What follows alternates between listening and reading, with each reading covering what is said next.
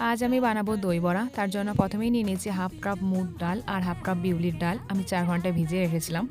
এরপর সেই ভেজানো ডালটি আমি ভালোভাবে পেস্ট করে নিয়েছি।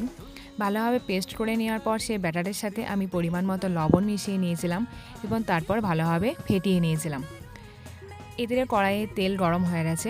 আমি ব্যাটারটাকে ছোটো ছোটো বড়ার আকারে ভেজে নিচ্ছি। বেশ ভালোভাবে ভাজা হয়ে যাওয়ার পর তুলে নিয়েছি। আর এদিকে একটা বাটিতে আমি গরম জল নিয়ে নিয়েছি, তার মধ্যে পরিমাণ মতো লবণ দিয়ে দিয়েছি। তারপরে ভেজে রাখা বড়াগুলো জলের মধ্যে দিয়ে দিয়েছি। কিছুক্ষণ বেশ ভালোভাবে বড়াগুলো ভিজে যাওয়ার পর আমি প্লেটে তুলে নিয়েছি। দই বড়া দইয়ের জন্য আমি নিয়ে নিয়েছি টক দই আর তার সাথে পরিমাণ মতো চিনি মিশিয়ে আমি ভালোভাবে ফেটিয়ে নিয়েছি।